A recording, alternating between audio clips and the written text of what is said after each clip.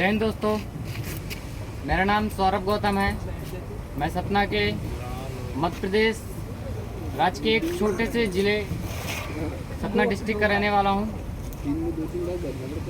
मैं आज excavation topic के बारे में आप लोगों से चर्चा करना चाहूँगा। आखिर एक्सकावेशन होता क्या है?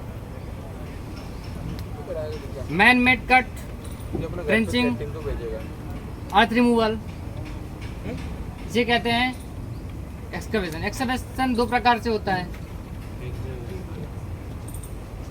एक मैनुअल, एक मैकेनिकल। मैनुअल वर्करों के द्वारा या किसी एम्प्लॉय के द्वारा ज़मीन से हटाई गई मिट्टी को मैनुअल एक्सकावेशन में आता है।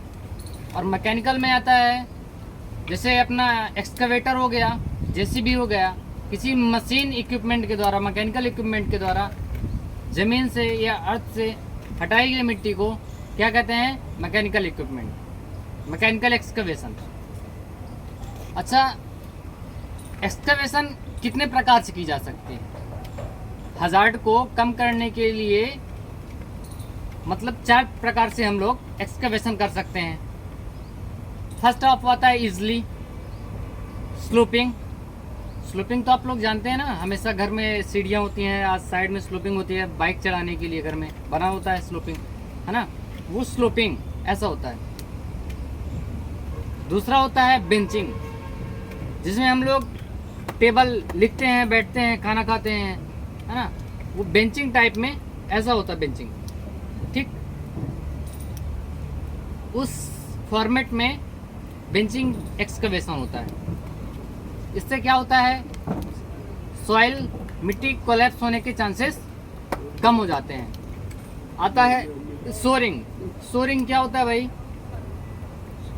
सोरिंग जैसे हमको एक गटर का नाला बनाना है ना, खुदाई करनी है, लंबा खुदाई करनी है, गहराई तक जाना, नीचे तक जाना है, तो उसमें क्या होता है?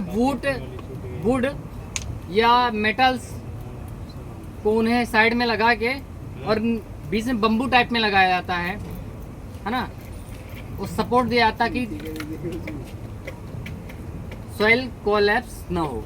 ठीक, चौथा आता है सील्डिंग। इसमें भी वुड और मेटल का यूज किया जाता है। इसको ये बीच में सोरिंग बीच में लगता है और सील्डिंग साइड में लगता है, कॉर्नर पे हमेशा लगता है।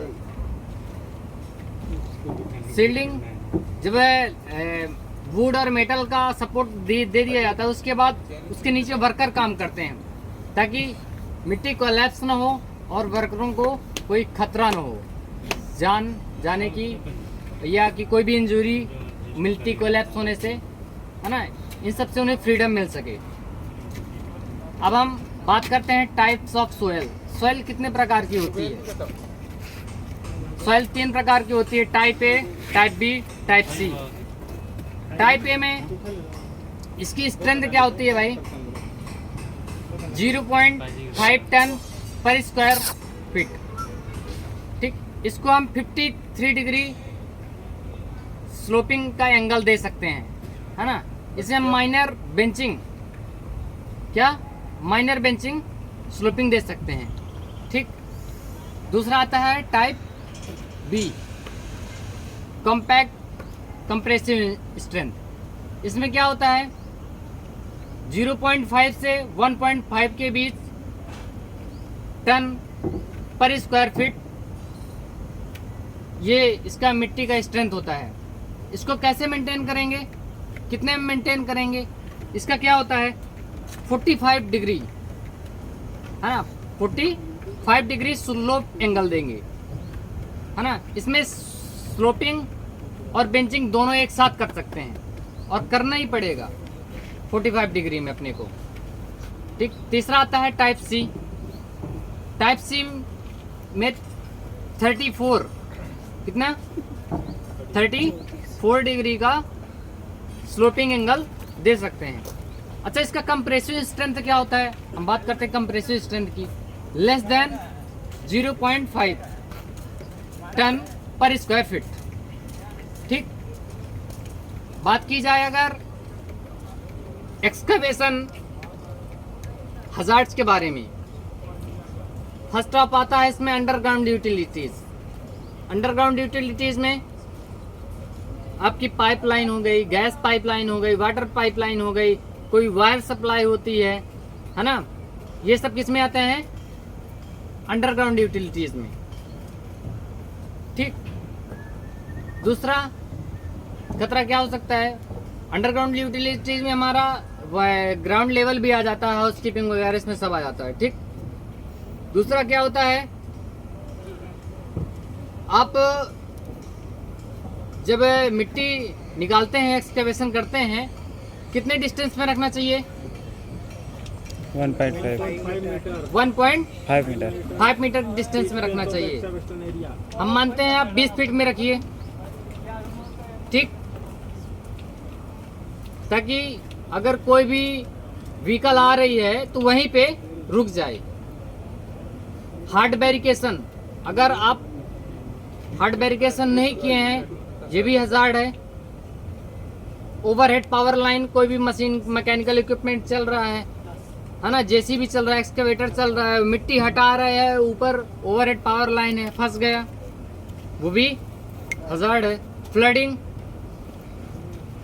अगर खुदाई करते करते अचानक से काफी सारा पानी इकट्ठा हो गया, वो भी एक हजार्ड है। प्रेजेंस ऑफ टॉक्सिक गैस, जहरीली गैसें, अगर हम ज़्यादा खुदाई करते हैं तो उसकी काउंटिंग कन्फाइंड स्पेस में आने लगती है ना, वो भी हमारे लिए एक हजार्ड है। बाय द वे, आप इमरजेंसी प्लानिंग नहीं करते हैं, कोई भी अचानक से कोलैप्स हो गई मिट्टी, तो उस टाइम आपको प्रेजेंट में क्या करना चाहिए? अगर आप इमरजेंसी प्लानिंग नहीं करते हैं, वो भी एक हजार्ड है।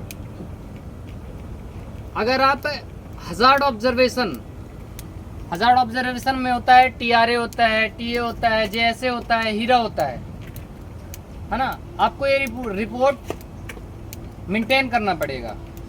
अगर आप रिपोर्ट मेंटेन ही नहीं करेंगे तो आपको पता ही नहीं चलेगा इसमें कौन सा हजार्ड है। रिपोर्ट बनाना पड़ेगा ना एक्टिविटी के पहले, आपको रिपोर्ट मेंटेन करना है। नहीं मेंटेन करते हैं तो आपको पता ही नहीं चलेगा उसमें कौन सा हजार्ड है, उसका प्रिकॉशंस क्या है, भाई उसकी सावधानियां क्या है, हमें पता ही नहीं चलेगा। अब हम बात करते हैं इसके प्रिकॉशंस की।